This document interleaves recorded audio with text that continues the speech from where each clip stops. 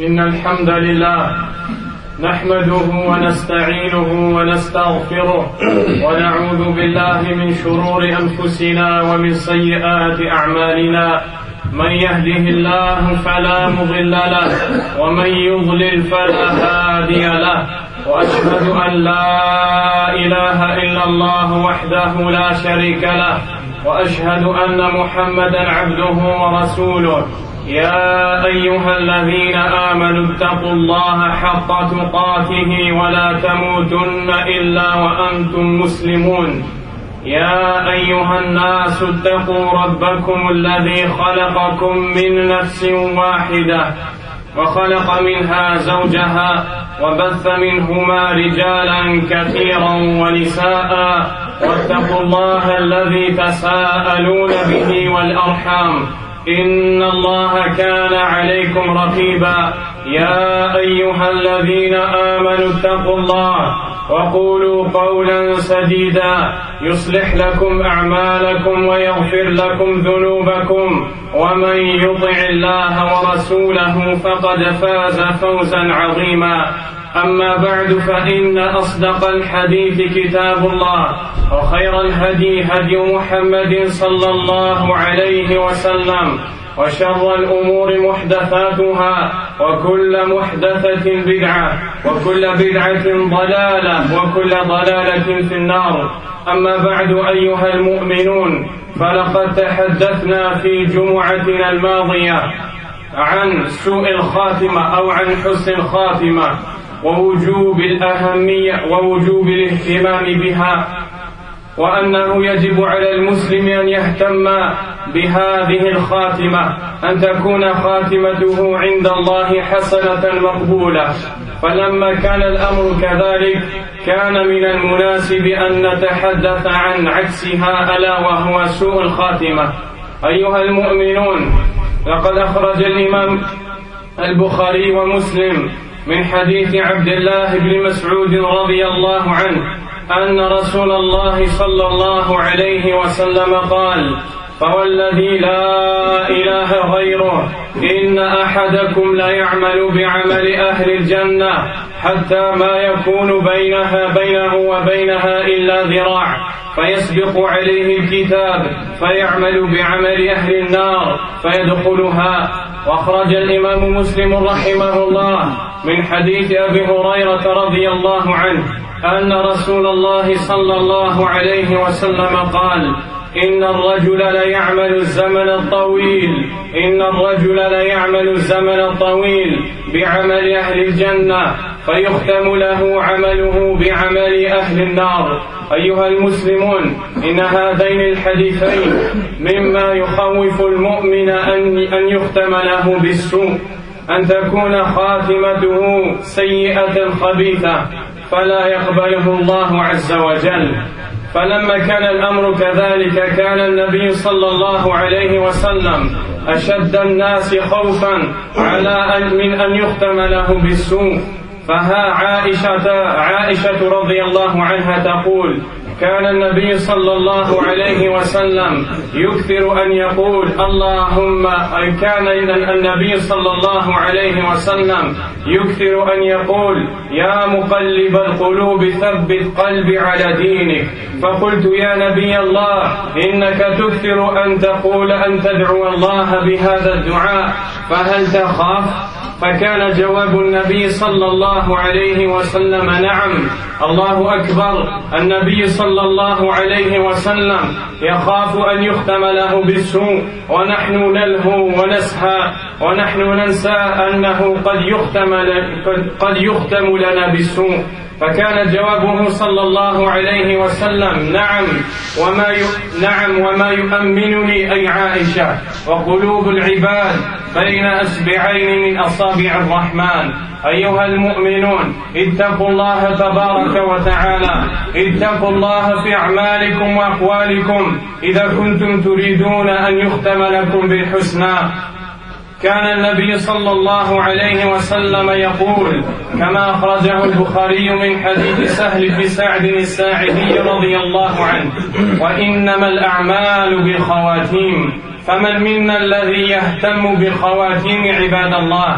من الذي يكون همه في أن يختم له بالحسنى؟ قال الإمام ابن القيم رحمه الله: لقد قطع خوف سوء الخاتمة ظهور المتقين، وكأن الظالمين المسيئين قد أخذوا توقيعا بالأمان. ثم ذكر قول الله عز وجل: أم لكم علينا بالغة إلى أم لكم علينا أيمان أم لكم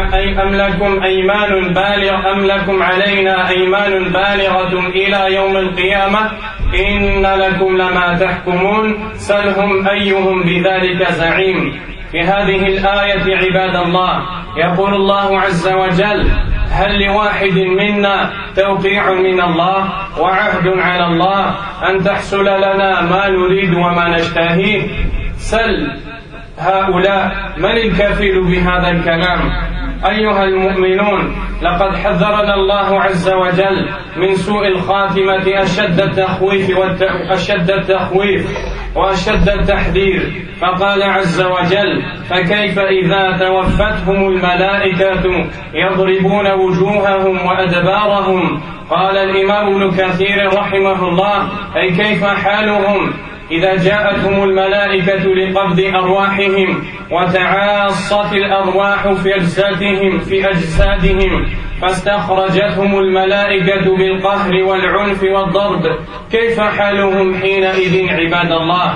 كيف حال من تأتيه الملائكة لتبشره بعذاب الله؟ كيف حال من تأتيه الملائكة لتخوفه من الله ولتبشره بلعنة الله عز وجل؟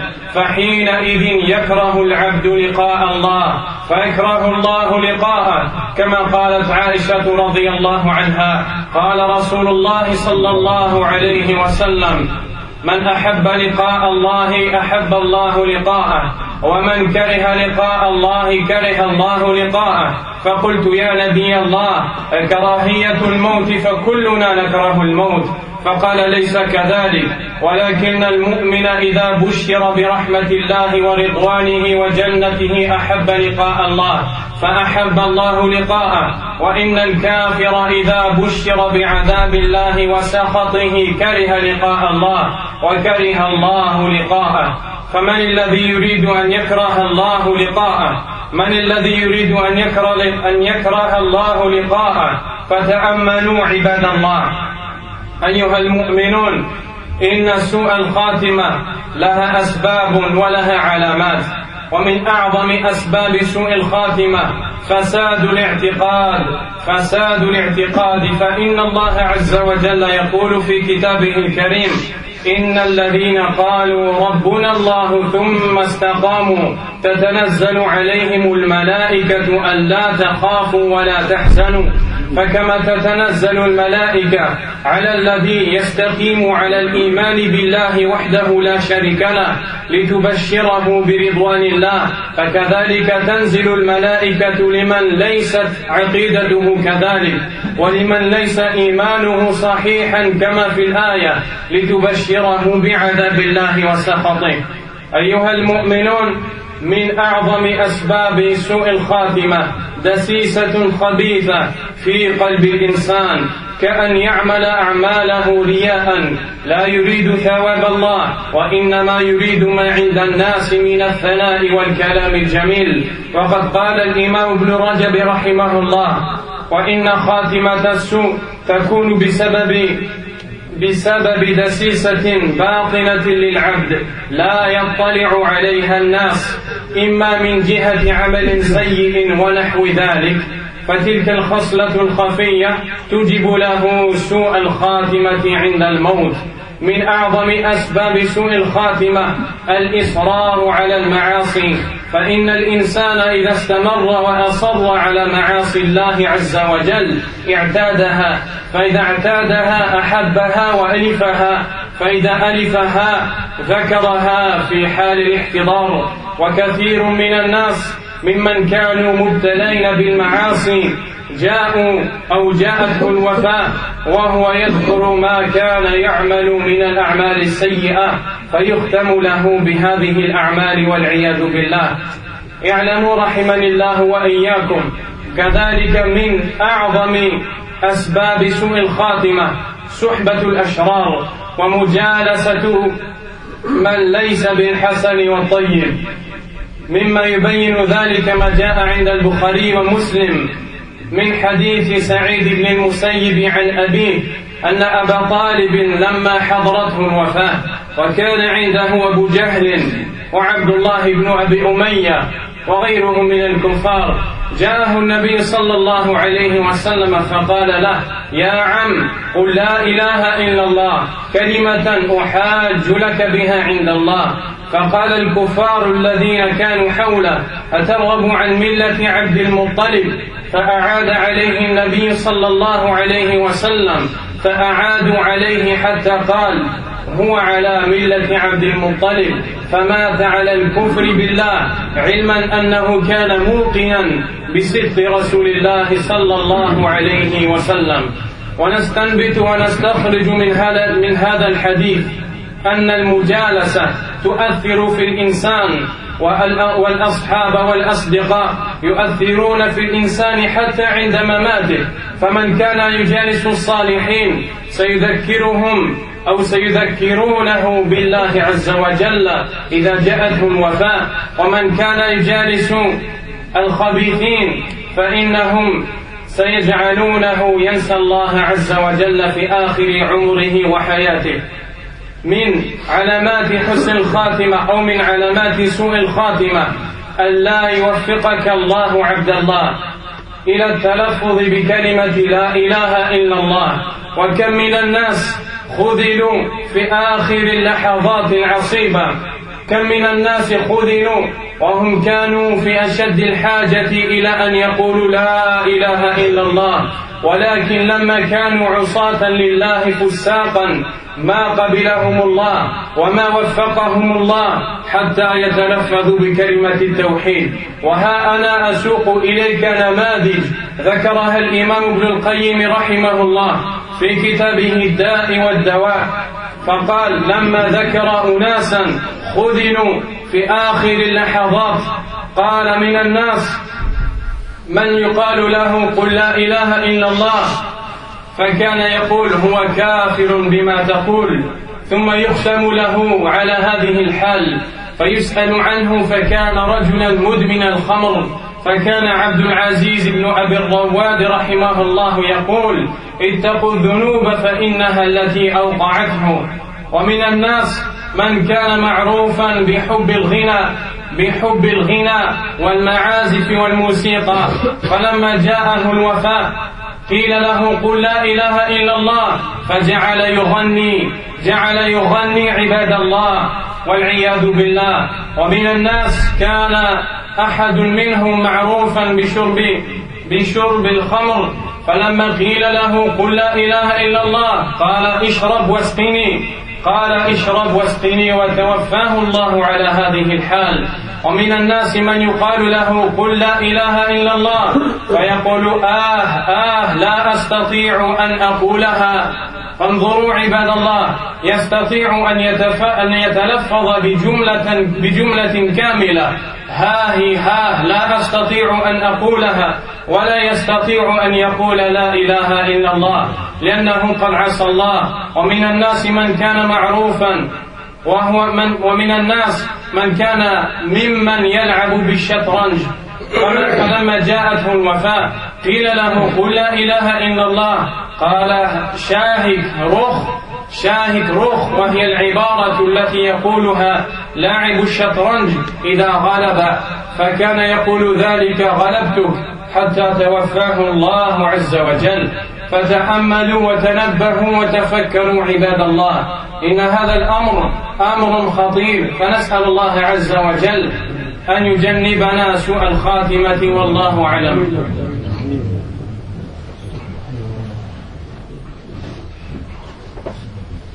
الحمد لله رب العالمين، نحمده ونشكره على ما أعطانا وانعم به علينا من الإسلام والإيمان، وأشهد أن لا إله إلا الله وحده لا شريك له، وأشهد أن محمدا عبده ورسوله. أما بعد. Mes frères et sœurs, nous avons parlé la semaine dernière de l'importance de la bonne fin de vie, que la personne meurt sur l'obéissance d'Allah subhanahu wa ta'ala, et de l'obligation que la personne a de se rappeler ce sujet et de faire qu'elle soit parmi ses occupations premières, parce que un des signes que la personne aime Allah subhanahu wa ta'ala est que la personne meurt sur l'obéissance d'Allah, et un des signes que la personne n'aime pas ou que la personne n'est pas aimée d'Allah et qu'Allah ne l'aide pas à mourir sur la bonne voie et sur le bon chemin. Et lorsque la semaine dernière nous avons parlé de la bonne fin et de son importance, il convenait aujourd'hui que nous parlions de la mauvaise fin et de sa gravité, et parce que beaucoup de musulmans sont insouciants de cela et oublient qu'ils peuvent mourir à tout instant dans une mauvaise situation, qu'ils peuvent mourir en désobéissant à Allah subhanahu wa ta'ala, et leur fin sera malheureuse, wal'iyadu billah. Le prophète sallallahu alayhi wa sallam nous dit: je jure par celui en dehors duquel il n'y a pas de divinité méritant l'adoration, que l'un d'entre vous peut faire les actions des gens du paradis, c'est-à-dire les bonnes actions, jusqu'à ce qu'il ne reste plus entre lui et le paradis qu'une coudée, il ne reste plus qu'un petit espace avant qu'il entre au paradis. Puis son livre le précède, le devance, et il se met à accomplir les actions des gens de l'enfer, puis il y entre. Et dans un autre hadith, le prophète sallallahu alayhi wa sallam nous dit: certes, une personne peut accomplir pendant un temps très long des bonnes actions parmi les actions des gens du paradis, puis on lui finit sa vie avec les actions des gens de l'enfer, wal'iyadu billah. Et ces deux hadiths nous montrent l'importance qu'a la bonne fin du musulman, et nous montrent la gravité de la mauvaise fin, et nous font peur à celui qui raisonne et qui a un cœur vivant de mourir dans le péché et dans la désobéissance d'Allah subhanahu wa ta'ala. Et pour cela, le prophète sallallahu alayhi wa sallam avait parmi les invocations qu'il formulait le plus, il disait: ô toi qui raffermis les cœurs, ô toi qui retournes les cœurs, raffermis mon cœur dans ta religion. Et sa femme Aïcha radiyallahu anha lui disait: ô messager d'Allah, certes tu invoques beaucoup Allah par cette invocation, as-tu peur? Quelle était la réponse du prophète sallallahu alayhi wa sallam? Il répondit: oui. Le prophète sallallahu alayhi wa sallam, qui a été élu et choisi par Allah, le meilleur des hommes, le plus pieux, a peur qu'Allah retourne son cœur et qu'il meure sur le péché et la désobéissance d'Allah. Alors que dire de nous? Que dire de nous après lui? Le prophète dit: oui, et qui me met en sécurité, ô Aïcha, car les cœurs sont entre deux doigts parmi les doigts du tout miséricordieux. C'est-à-dire qu'Allah retourne les cœurs comme il le veut, subhanahu wa ta'ala. C'est pour cela que le prophète sallallahu alayhi wa sallam nous disait: et certes les actes ne valent que par les derniers, c'est-à-dire les derniers actes sont ceux qui seront considérés et pris en compte chez Allah subhanahu wa ta'ala. Et si tes derniers actes sont mauvais, alors ta fin sera mauvaise, et si tes derniers actes sont bons, ta fin sera bonne. Alors regarde les actes sur lesquels tu veux qu'Allah azza wa jal finisse ta vie. L'imam Ibn al-Qayyim rahimahullah a dit que la peur de la mauvaise fin a cassé et a découpé les dos des gens qui craignaient Allah. Ils étaient préoccupés par cela, ils avaient peur de cela. Et plutôt les gens injustes et les pécheurs, lorsqu'on les observe, on a l'impression qu'ils ont reçu une signature de la part d'Allah, un contrat dans lequel Allah subhanahu wa ta'ala les assure qu'ils seront préservés de la mauvaise fin. Et Allah azza wa jalla a dit: ont-ils un pacte avec Allah? Ont-ils un pacte avec Allah qui a lieu jusqu'au jour du jugement dernier? Ont-ils un pacte avec Allah qui a lieu jusqu'au jour du jugement dernier, où ils auront tout ce qu'ils voudront? Demande-leur: qui est celui qui est garant de cette parole? Et parmi les causes de la mauvaise fin, ou plutôt d'abord Allah subhanahu wa ta'ala nous a mis en garde contre la mauvaise fin en nous disant dans un verset dans lequel Allah azza wa jalla nous dit: et comment sera le sens du verset, comment sera leur situation lorsque les anges viendront et leur frapperont les visages et leur dos. L'imam Ibn Kathir rahimahullah nous dit: comment sera leur situation lorsque les anges chargés de faire sortir leurs âmes viendront et feront sortir leurs âmes en leur frappant les visages et leur dos, comment seront leurs situations à ces gens qui ont désobéi à Allah subhanahu wa ta'ala? Et à ce moment-là, le serviteur détestera rencontrer Allah, subhanahu wa ta'ala. Le prophète sallallahu alayhi wa sallam a dit: celui qui aime rencontrer Allah, Allah aime le rencontrer, et celui qui déteste rencontrer Allah, Allah déteste le rencontrer. Aïcha radiyallahu anha dit: ô messager d'Allah, parles-tu de la mort? Car nous tous détestons mourir. Le prophète sallallahu alayhi wa sallam dit: ce n'est pas de ça que je parle, mais lorsque vient la mort aux croyants, les anges viennent lui annoncer la bonne nouvelle de la miséricorde d'Allah, de son agrément et de son paradis. Alors il aime rencontrer Allah et Allah aime le rencontrer. Et quant au mécréant, lorsque la mort lui vient, les anges viennent lui annoncer le châtiment d'Allah et sa punition et sa colère. Il déteste alors rencontrer Allah et Allah déteste le rencontrer. Imaginez-vous qu'Allah déteste rencontrer une personne. Et imagine-toi, qu'Allah déteste te rencontrer à cause de tes péchés, à cause de tes actes de désobéissance que tu as commis, et donc tu ne t'es pas repenti et tu n'as pas demandé à Allah Azza wa Jal de te pardonner, et tu es mort sur cela.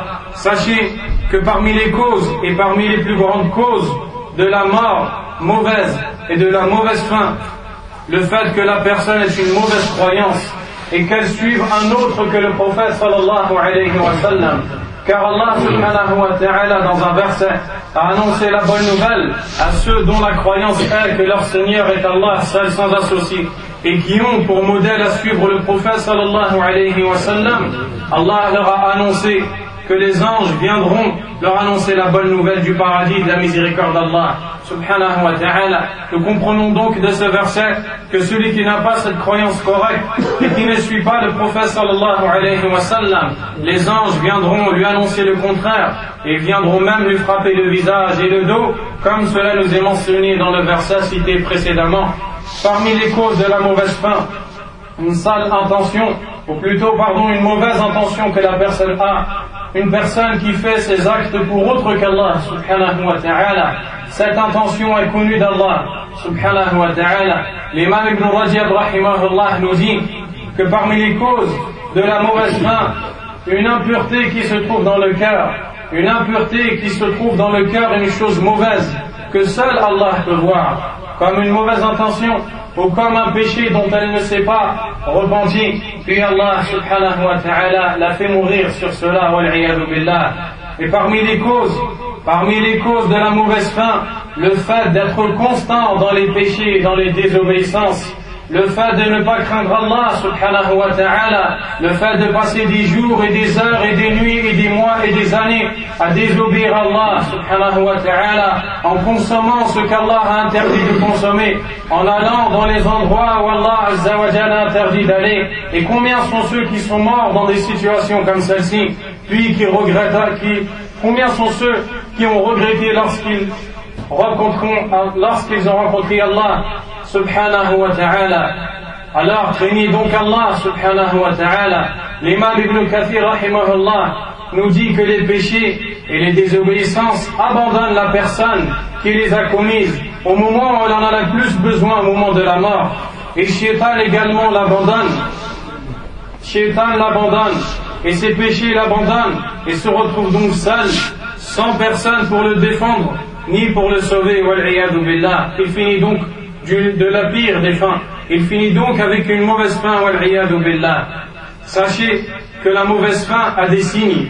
Et un des plus grands signes de la mauvaise fin, c'est que la personne n'arrive pas à dire la ilaha illallah avant de mourir. Et quelle mauvaise fin que celle-ci!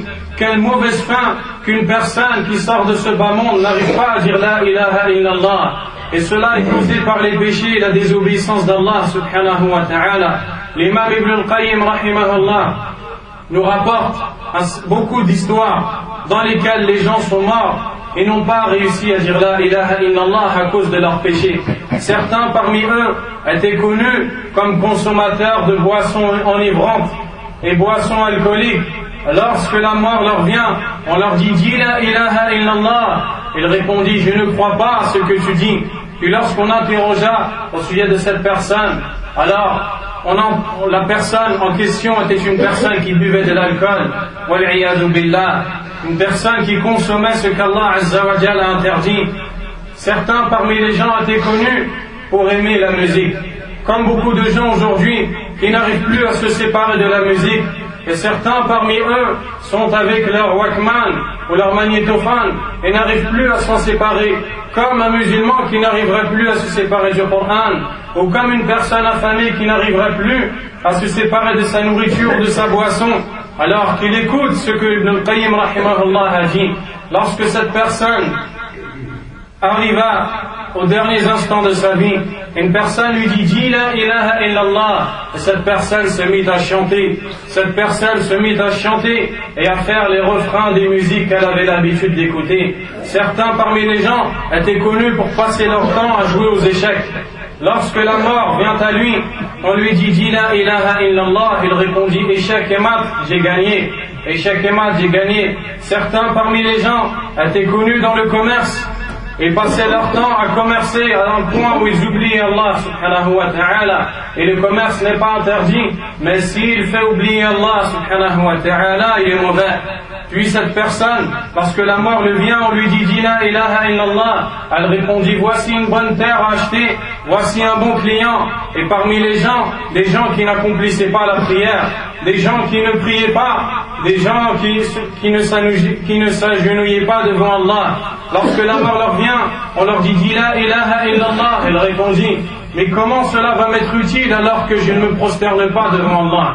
Alors craignez Allah subhanahu wa ta'ala, craignez Allah, car lorsque la mort vous viendra, vous ne saurez pas dans quelle situation vous serez. نسأل الله عز وجل بأسمائه الحسنى وصفاته العلى أن يختم لنا بالحسنى وأن يوفقنا للصالحات قبل الممات. اللهم نسألك الجنة وما قرب إليها من قول وعمل ونعوذ بك من النار وما قرب إليها من قول وعمل. اللهم أصلح لنا ديننا الذي هو عصمة أمرنا وأصلح لنا دنيانا التي فيها معاشنا وأصلح لنا آخرتنا التي إليها معادنا واجعل الحياة زيادة لنا في كل خير والموت راحة لنا من كل شر. نسأل الله أن يتوب علينا جميعا والله أعلم. سبحانك اللهم وبحمدك لا إله إلا أنت أستغفرك وأتوب إليك وأقم الصلاة.